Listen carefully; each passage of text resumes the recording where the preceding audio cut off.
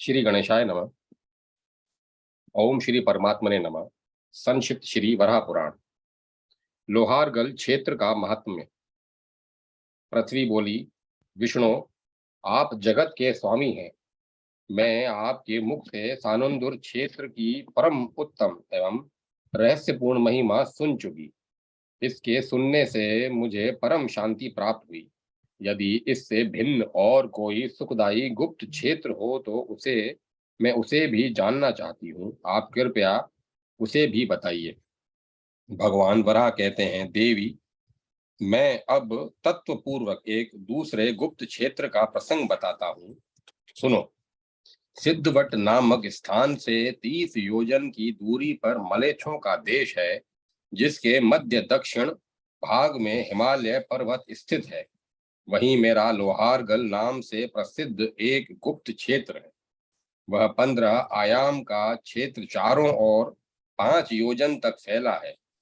चतुर्दिक वेष्टित वह स्थान पापियों के लिए दुर्गम एवं दुस्सह है, पर जो सदा मेरे चिंतन में तत्पर रहते हैं और जिनका सारा समय पुण्य कार्य में लगता है, उनके लिए वह परम दुर्लभ, परम सुलभ है। भद्रे, उस स्थान के उत्तर दिशा में मैं निवास करता हूँ। वहां स्वर्णमयी मेरी प्रशस्त प्रतिमा है। वसुंधरे, एक समय मेरे उस उत्तम स्थान पर संपूर्ण दानवों ने आक्रमण कर दिया। माया के बल से उन्होंने मेरी अवहेलना भी कर दी थी। तब ब्रह्मा, रुद्र, स्कंद, इंद्र, मरुदगण, आदित्य, वसुगण, वायु, अश्वनी कुमार, चंद्रमा, बृहस्पति तथा समस्त देव समुदाय को मैंने वहां सुरक्षित किया और अपना तेजस्वी सुदर्शन चक्र उठाकर उन निशाचरों का संहार कर दिया। इससे देवगण आनंदित हो विचरने लगे। तभी से मैंने उस स्थान का नाम लोहारगल रख दिया और प्रबल शक्तिशाली देव समुदाय की वहां प्रतिष्ठा कर अपनी वहीं प्रतिमा प्रतिष्ठित कर दी। उस स्थान पर मेरी प्रतिष्ठित मूर्ति का जो व्यक्ति यत्न पूर्वक दर्शन करता है, भूमे, वह मेरा भक्त हो जाता है। जो मनुष्य 3 रातों तक वहां निवास करके शास्त्र विहित कर्म करता है और नियम के साथ वहां के कुंड में स्नान करता है, वह कई हजार वर्षों तक स्वर्ग में जाकर आनंद भोगता है। इसमें कुछ भी संशय नहीं। यदि अपने कर्म में भली भांति है तो उन स्वर्ग लोकों से भी आगे मेरे धाम में चला जाता है। एक बार मैंने एक अश्व की रचना कर उसे अखिल भूषणों से अलंकृत किया। वह अश्व श्वेत कमल, शंख अथवा कुंद पुष्प के समान विधोतित हो रहा।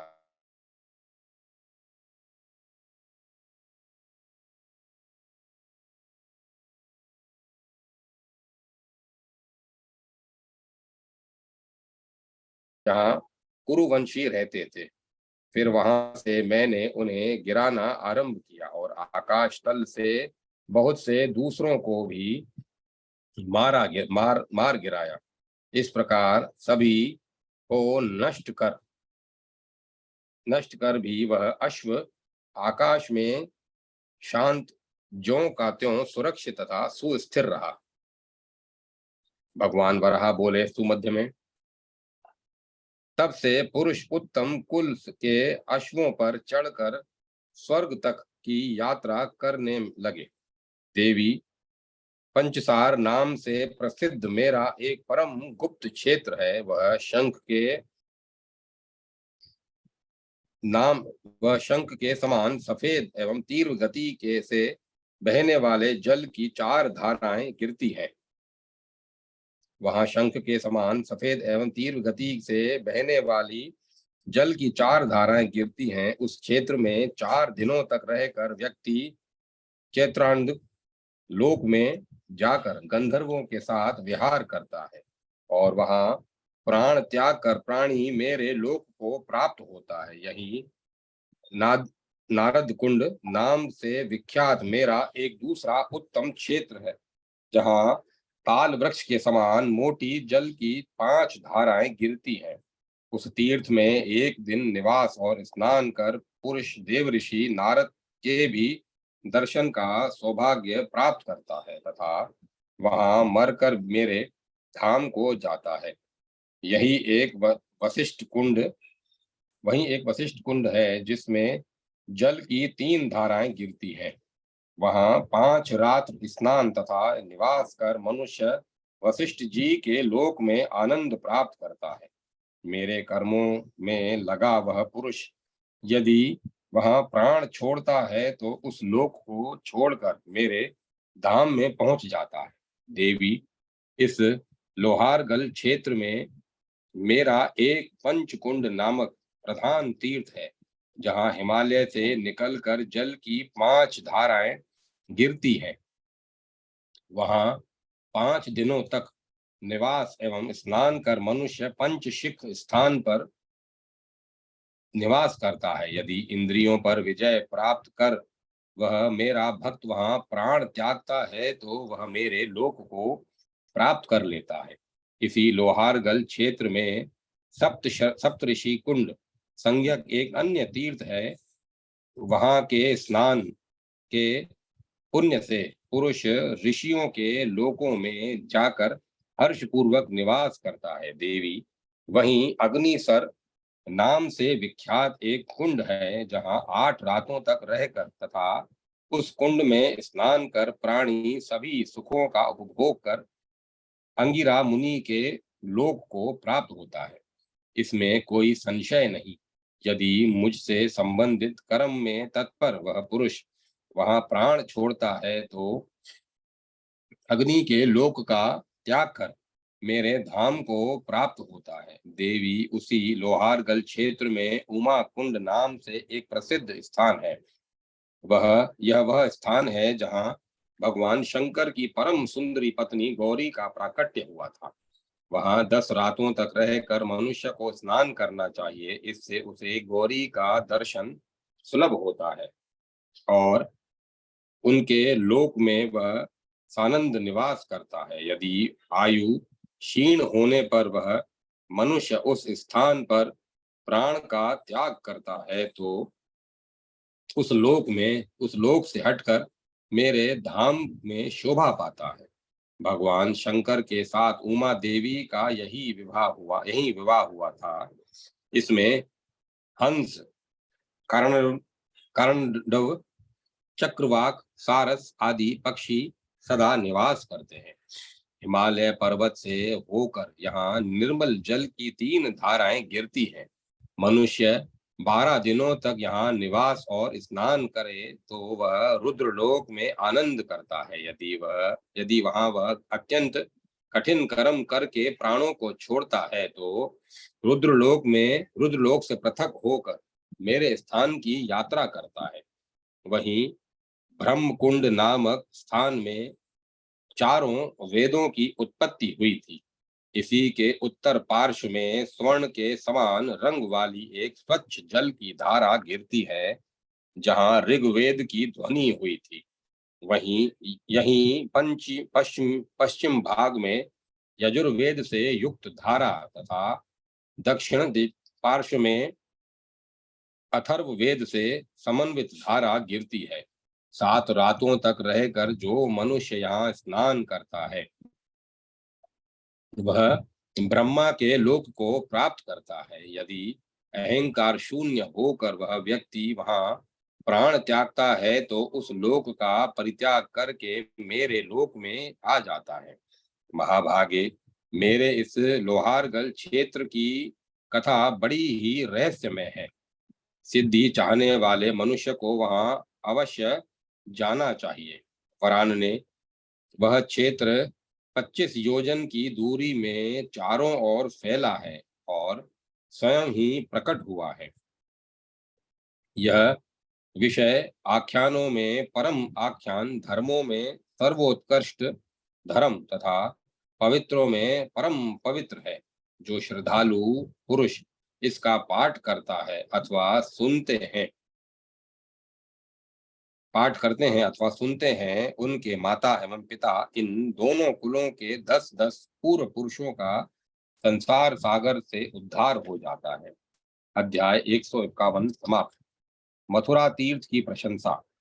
सुत जी कहते हैं, ऋषियों, भगवान श्री हरि के द्वारा लोहारगल क्षेत्र की महिमा सुनकर पृथ्वी को बड़ा आश्चर्य हुआ और वे बोली, प्रभो, आपकी कृपा से मैंने लोहारगल क्षेत्र का महात्म्य सुना। यदि इससे भी श्रेष्ठ तीर्थों में सर्वोत्तम एवं सबके लिए कल्याणकारी कोई तीर्थ हो तो उसे बताने की कृपा कीजिए।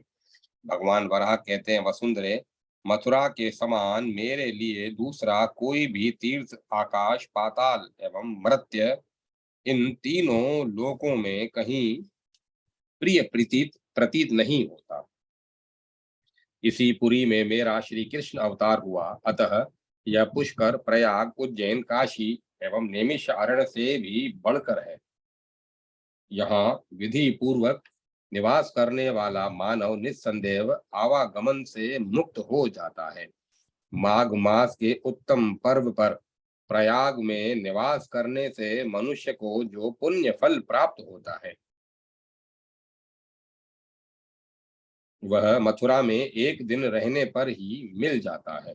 इसी प्रकार वाराणसी में 1000 वर्षों तक निवास करने से जिस फल की प्राप्ति होती है, वह मथुरा में एक क्षण निवास करने पर सुलभ हो जाता है। वसुंधरे, कार्तिक मास में पुण्य क्षेत्र के निवास का जो सुविख्यात पुण्य फल है, वही पुण्य मथुरा में निवास करने वाले जितेंद्रिय पुरुष को सहज प्राप्त हो जाता है। यदि कोई मथुरा मंडल का नाम भी उच्चारण करता है और उसे दूसरा कोई सुन लेता है, तो सुनने वाला भी सब पापों से छूट जाता है। भूमंडल पर समुद्र पर्यंत जितने तीर्थ एवं सरोवर हैं, वे सभी मथुरा के अंतर्गत स्थित हैं, क्योंकि साक्षात भगवान श्री हरि ही गुप्त रूप से वहां निरंतर निवास करते हैं।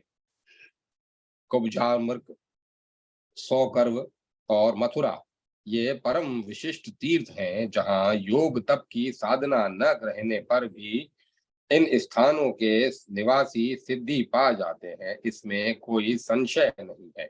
देवी, द्वापर युग आने पर ये मैं वहां राजा ययाति के वंश में अवतार ग्रहण करूंगा और मेरी क्षत्रिय जाति होगी।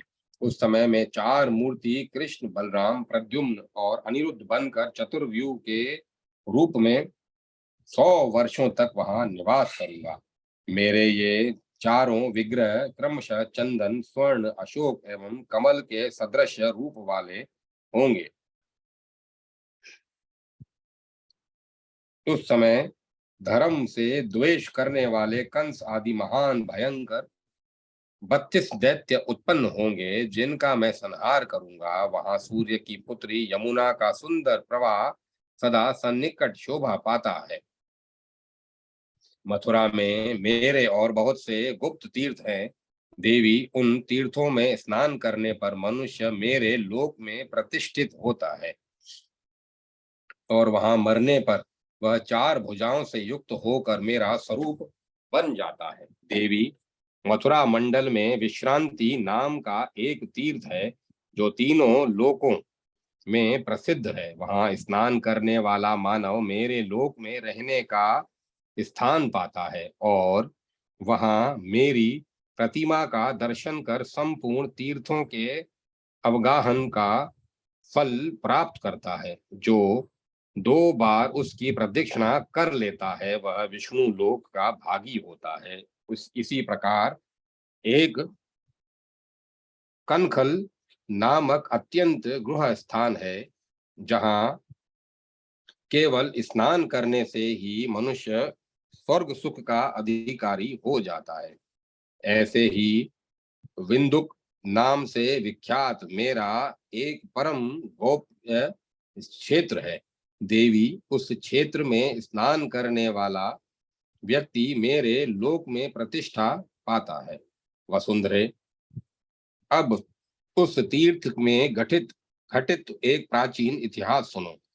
पांचाल देश के प्रसिद्ध कांपिल्य नगर में राजा ब्रह्मदत्त रहते थे।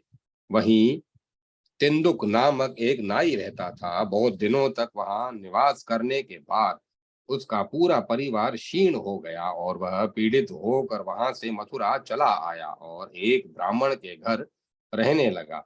वहां वह ब्राह्मण के सैकड़ों कार्य करते हुए प्रतिदिन यमुना स्नान भी करता। इस प्रकार दीर्घ काल व्यतीत होने पर उसकी इसी तीर्थ में मृत्यु हुई, जिससे दूसरे जन्म में वह जाति समर ब्राह्मण हुआ। इसी मथुरा में एक सूर्य तीर्थ है जो सब पापों से मुक्त करने वाला है। जहाँ विरोचन पुत्र बलि ने पहले सूर्य देव की उपासना की थी, उसकी उपासना से प्रसन्न होकर भगवान सूर्य देव ने तप का कारण पूछा। इस पर बलि ने कहा, देवेश्वर, पाताल में मेरा निवास है। इस समय मैं राज्य से वंचित हो गया हूँ और धनहीन हूँ। इस पर भगवान सूर्य ने बलि को अपने मुकुट से चिंतामणि निकाल कर दिया, जिसे लेकर बलि पाताल लोक चले गए। वहां स्नान करने के से मनुष्य के समस्त पाप समाप्त हो जाते हैं और वहां मरने पर उस प्राणी को मेरे लोक की प्राप्ति होती है।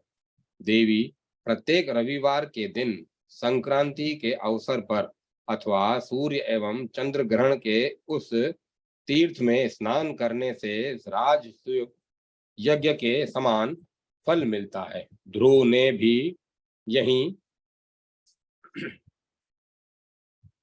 स्नानादि पूर्वक कठोर तपस्या की थी, जिससे वह आज भी ध्रुव लोक में प्रतिष्ठा पाता है। वसुधे, जो पुरुष इस ध्रुव तीर्थ में श्रद्धा रखता है उसके सभी पितर तर जाते हैं। ध्रुव तीर्थ के दक्षिण भाग में तीर्थराज का स्थान है। देवी, वहां अवगाहन कर मानव मेरा धाम प्राप्त करता है। देवी, मथुरा में कोटि तीर्थ नामक एक स्थान है जिसका दर्शन देवताओं के लिए भी दुर्लभ है। वहां स्नान एवं दान करने से मेरे धाम में प्रतिष्ठा मिलती है। उस कोटि तीर्थ में स्नान करके पितरों एवं देवताओं का तर्पण करना चाहिए। इससे पितामह आदि सभी पितर तर जाते हैं। उस तीर्थ में स्नान करने वाला मनुष्य ब्रह्मलोक में प्रतिष्ठा पाता है। यहीं पितरों के लिए भी दुर्लभ एक वायु तीर्थ है, जहाँ पिंडदान करने से पुरुष पितृलोक में जाता है। देवी, गया में पिंडदान करने से मनुष्य को जो फल मिलता है वही फल यहाँ ज्येष्ठ में पिंड देने से प्राप्त हो जाता है। इसमें कोई संशय नहीं।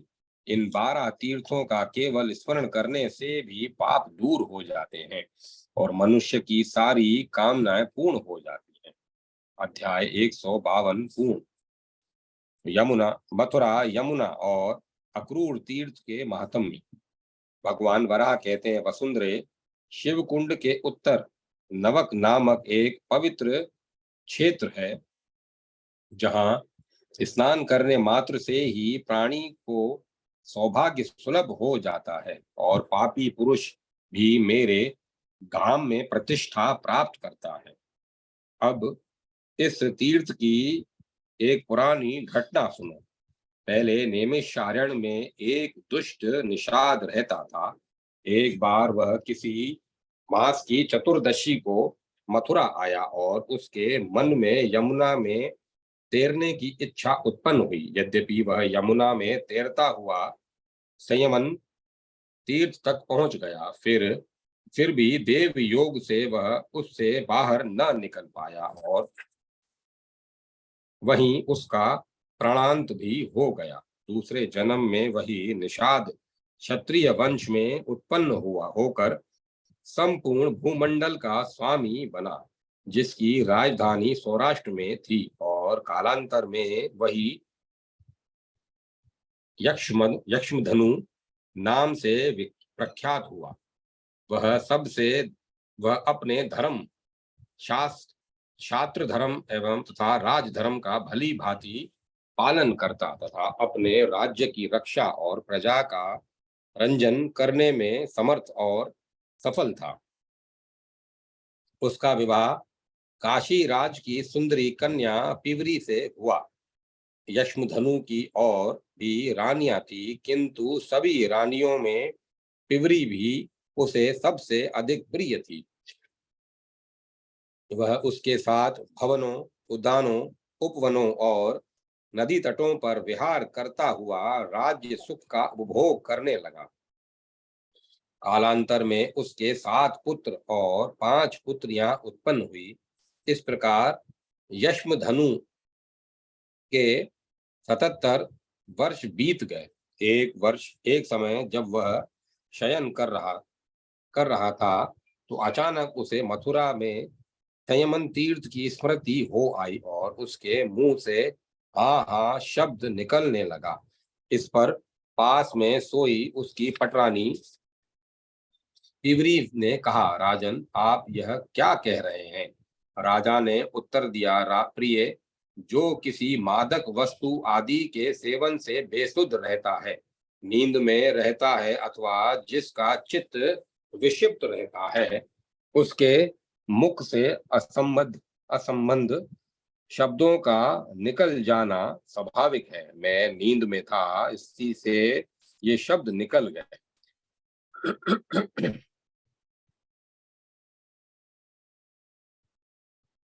अतः इस विषय में तुम्हें नहीं पूछना चाहिए। फिर रानी के बार बार आग्रह करने पर यक्ष्मधनु ने कहा, शुभाने, यदि मेरी बात तुम्हें सुननी आवश्यक जान पड़ती है तो हम दोनों मथुरापुरी चलें।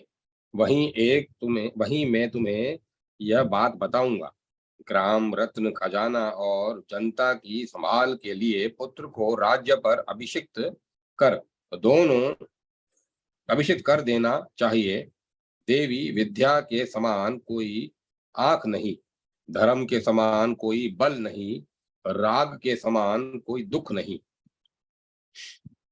और त्याग से बढ़कर दूसरा कोई सुख नहीं। संसार का संग्रह करने वाले की अपेक्षा त्यागी पुरुष सदैव श्रेष्ठ माना गया है। वसुंधरे, राजा यशमुधनु ने इस प्रकार अपनी पत्नी पिवरी से सलाह कर अपने ज्येष्ठ पुत्र का राज्याभिषेक किया और उसके साथ श्रेष्ठ पुरुषों, मंत्री आदि के रहने की व्यवस्था कर दी। फिर पूर्ववासी जनता से विदा ले हाथी, घोड़ा, कोष और कुछ पैदल चलने वाले पुरुषों को साथ लेकर वे दोनों मथुरा के लिए चल पड़े और बहुत दिनों के बाद वे मथुरा पहुंचे। मथुरापुरी उस समय देवताओं की पुरी अमरावती जैसी प्रतीत हो रही थी। 12 तीर्थों से संपन्न उस पुण्यमयी पुरानी मानो पापों को नष्ट करने के लिए अपने को मनोहर बना लिया हो।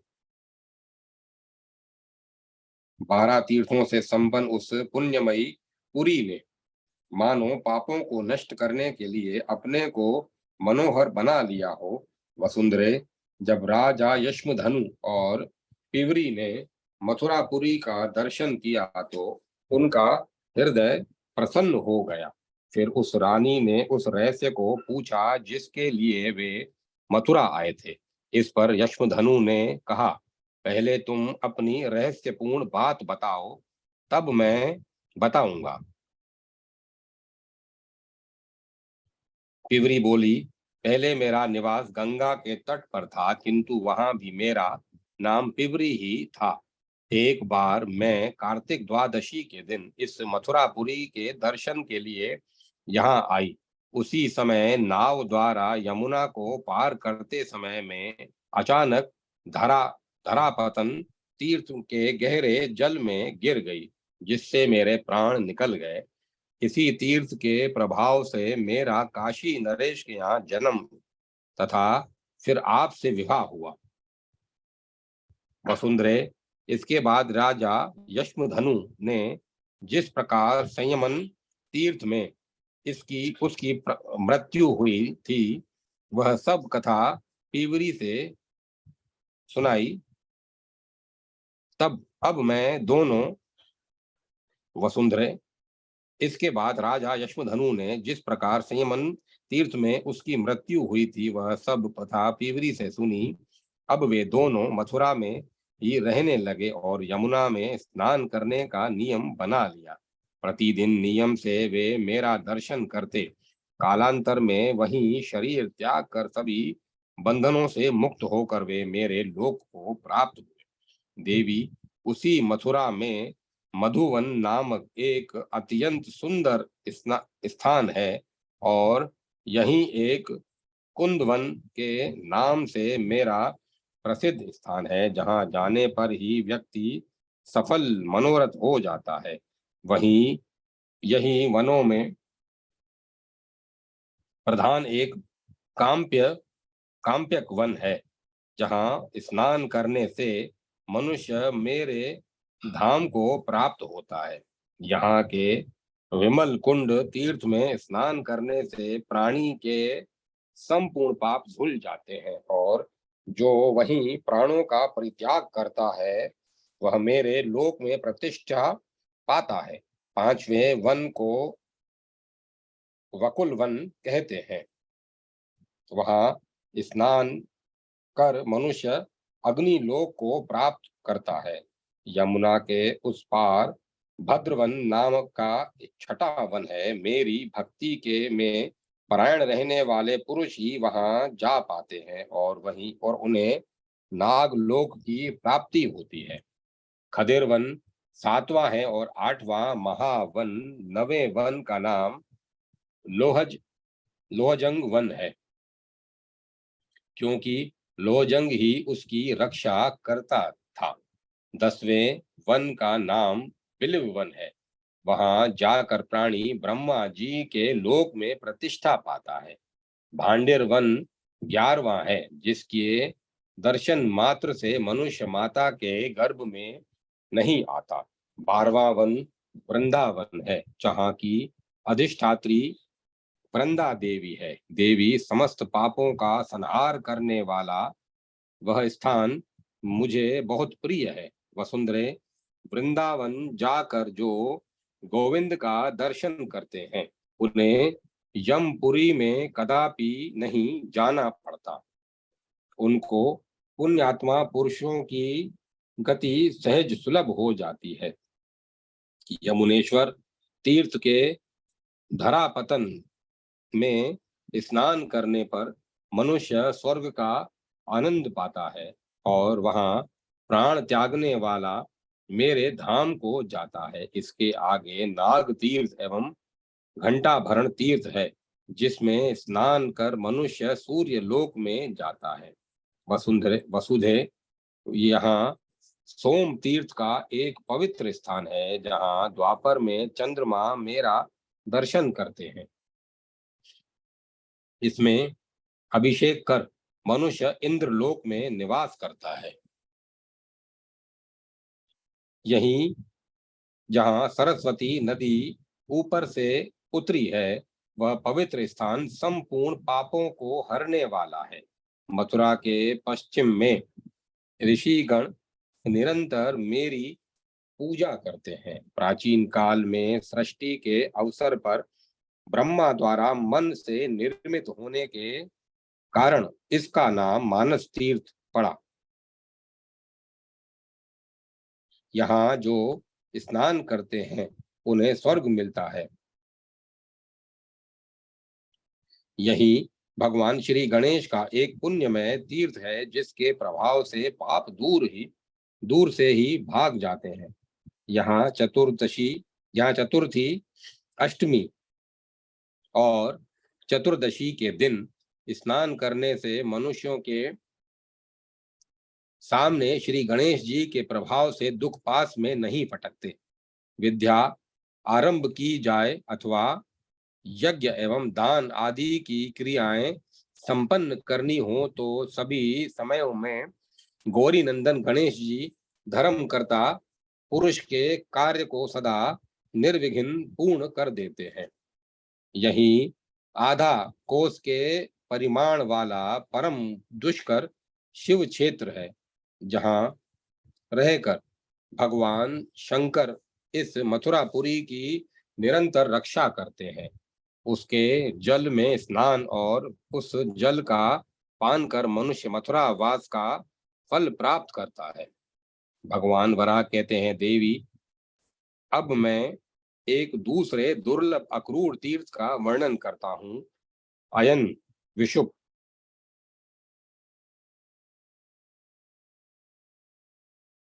तथा विष्णु पदी के शुभ अवसर पर अयन सूर्य के कर्क राशि में आने पर दक्षिणायन एवं मकर राशि में आने पर उत्तरायण होता है। सूर्य की इस षाढ़मासिक गति एवं स्थिति को अयन कहते हैं। विषुव जिस समय दिन और रात का मान बराबर होता है, उसका नाम विषुव है। यह स्थिति प्राय 21 मार्च और 23 सितंबर को होती है। विष्णुपदी वृक्ष वृक्ष सिंह वृश्चिक और कुंभ राशियों की सूर्य संक्रांतियों का नाम विष्णुपदी है। इनके शुभ अवसर पर मैं श्री कृष्ण रूप से मैं वहां स्थित रहता हूँ। यहाँ सूर्य ग्रहण के समय स्नान करने से मनुष्य राजस्यु एवं अश्वमेध यज्ञों का फल प्राप्त करता है। अब इस तीर्थ के एक बहुत पुराने इतिहास को सुनो। पहले यहाँ सुधन नाम का एक धनी एवं भक्त वैश्य रहता था। वह स्त्री पुत्र और अपने बंधुओं के साथ सदा मेरी उपासना में लगा रहता तथा गंध पुष्प धूप तथा दीप अर्पण करके नित्य नियमानुसार मुझ श्री हरि की पूजा करता था। वह प्राय एकादशी को इसी अक्रूर तीर्थ में आकर मेरे सामने नृत्य करता। एक बार वह रात्रि जागरण, नृत्य तथा कीर्तन आदि करने के उद्देश्य से मेरे पास आ रहा था कि किसी भयंकर ब्रह्म राक्षस ने उसके पैर पकड़ लिए। उसकी आकृति बड़ी डरावनी थी तथा बाल ऊपर को उठे हुए थे। उसने सुधन से कहा, वैश्य, आज मैं तुम्हें खाकर तृप्ति प्राप्त करूंगा।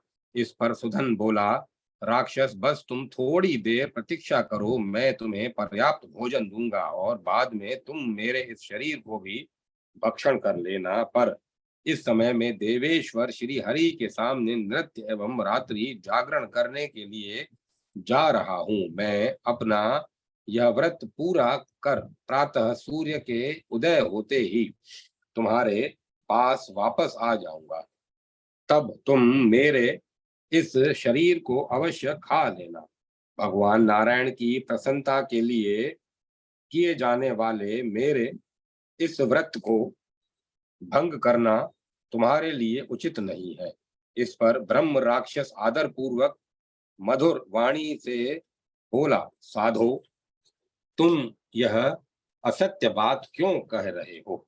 भला ऐसा कौन मूर्ख होगा जो राक्षस के मुख से छूटकर पुनः स्वेच्छा से उसके पास लौट आए? इस पर वैश्यवर बोला, संपूर्ण संसार की जड़ सत्य है, सत्य पर ही अखिल जगत प्रतिष्ठित है। वेद के पारगामी ऋषि लोग सत्य के बल पर ही सिद्धि प्राप्त करते हैं। यद्यपि पूर्व जन्म के कर्मवश मेरी उत्पत्ति धनी वैश्य कुल में हुई है, फिर भी मैं निर्दोष हूँ। ब्रह्म राक्षस में प्रतिज्ञा पूर्वक कहता हूँ कि यहाँ जागरण एवं नृत्य करके सुख पूर्वक मैं अवश्य लौट आऊंगा। सत्य से ही कन्या का दान होता है तथा ब्राह्मण सदा सत्य बोलते हैं। सत्य से ही राजाओं का राज्य चलता है। सत्य से ही पृथ्वी सुरक्षित है। सत्य से ही स्वर्ग सुलभ होता है और सत्य से ही मोक्ष मिलता है। अतः यदि मैं तुम्हारे सामने न आऊं तो पृथ्वी का दान करके तुम उसका उपभोग करने से जो न आऊं तो पृथ्वी का दान करके पुनः उसका उपभोग करने से जो पाप होता है मैं उसका भागी बनूं, अथवा क्रोध या द्वेषवश जो पत्नी का त्याग करता है वह पाप मुझे लगे।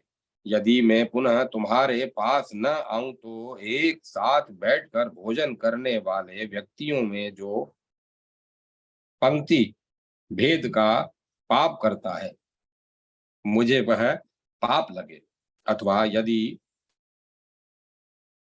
मैं फिर तुम्हारे पास पुनः न आऊं तो एक बार कन्या दान करके फिर दूसरे को दान करने तथा अथवा ब्राह्मण की हत्या करने, मदिरा पीने, चोरी करने या व्रत भंग करने पर जो बुरी गति मिलती है वह गति मुझे प्राप्त हो। भगवान वराह कहते हैं, देवी सुधन की बात सुनकर वह ब्रह्म राक्षस संतुष्ट हो गया। उसने कहा, भाई तुम वंदनीय हो और अब जा सकते हो। इस पर वह कलाम मर्मज्ञ कलामर्मज्ञ वैश्य मेरे सामने आकर नृत्य गान करने लगा और प्रातः काल तक नृत्य करता रहा। दूसरे दिन उसने प्रातः काल ओम नमो नारायणाय का उच्चारण कर यमुना में गोता लगाया और मथुरा पहुंचकर मेरे दिव्य रूप का दर्शन किया। देवी उसी समय मैं एक दूसरा रूप धारण कर उसके सामने प्रकट हुआ और उससे मैंने पूछा, आप इतनी शीघ्रता से कहाँ जा रहे हैं? इस पर सुधन ने कहा, मैं अपनी प्रतिज्ञा अनुसार ब्रह्म राक्षस के पास जा रहा हूँ। उस समय मैंने उसे मना लिया और कहा, अनग, तुम्हें वहां नहीं जाना चाहिए। जीवन रहने पर ही धर्मानुष्ठान संभव है।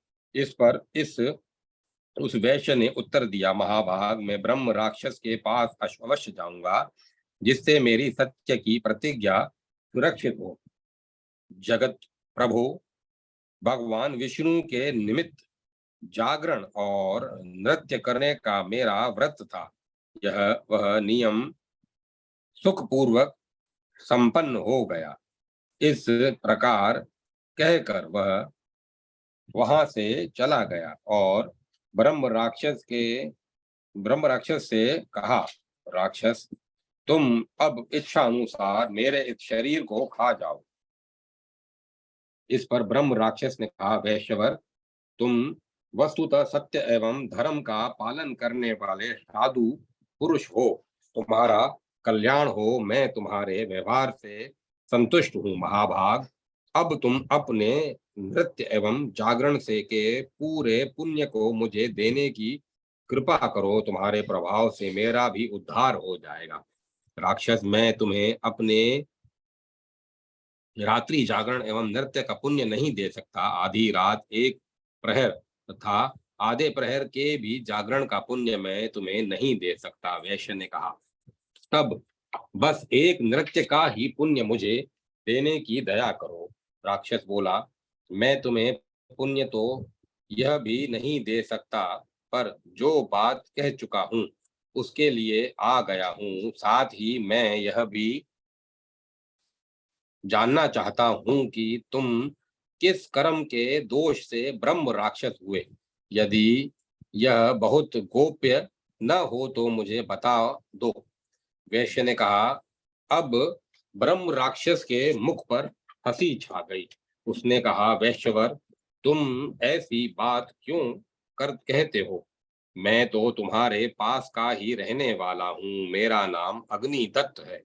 मैं पूर्व जन्म में वेदाभ्यासी ब्राह्मण था, किंतु चौर्य दोष से मुझ मुझे ब्रह्म राक्षस होना पड़ा। देव योग से तुमसे भेंट हो गई। अब तुम मेरा उपकार करने की कृपा करो। वैश्यवर, तुम यदि एक ही नृत्य एवं गान का पुण्य मुझे दे दो तो मेरा उद्धार हो जाएगा। वैश्य ने कहा, राक्षस, मैंने एक नृत्य के पुण्य का फल तुम्हें दे दिया। फिर तो उस एक नृत्य के पुण्य के प्रताप से उसका तत्काल उद्धार हो गया और ब्रह्म राक्षस की योनि से सदा के लिए मुक्ति मिल गई। भगवान वराह कहते हैं, देवी उसी समय वहां ब्रह्म राक्षस की जगह शंख चक्र गदा एवं पद्म धारण किए मैं भगवान श्री हरि प्रकट हो गया। उस समय मेरे विष्णु रूप में अपने श्री विग्रह की आभा परम दिव्य थी। भक्तों की याचना पूर्ण करने वाले मैंने उस वैश्य से मधुर वाणी में कहा, तुम उस सब परिवार उत्तम विमान पर चढ़कर मेरे दिव्य विष्णु लोक को जाओ। वसुंधरे, इस प्रकार कहकर मैं भगवान श्री हरि वहीं अंतर ध्यान हो गया और सुधन भी अपने परिवार के सहित दिव्य विमान द्वारा सशरीर विष्णु लोक में चला गया।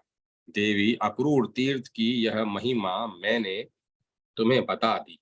उस कार्तिक मास में उस कार्तिक मास के शुक्ल पक्ष की द्वादशी तिथि को जो तीर्थ में स्नान करता है उसे राजस्यु यज्ञ का फल प्राप्त होता है और वहां श्राद्ध तथा वृक्षोत्सर्ग करने वाला पुरुष अपने कुल में के सभी पितरों को तार देता है। अध्याय 153, 154, 155 समाप्त। अब मैं कथा को विराम देता हूँ।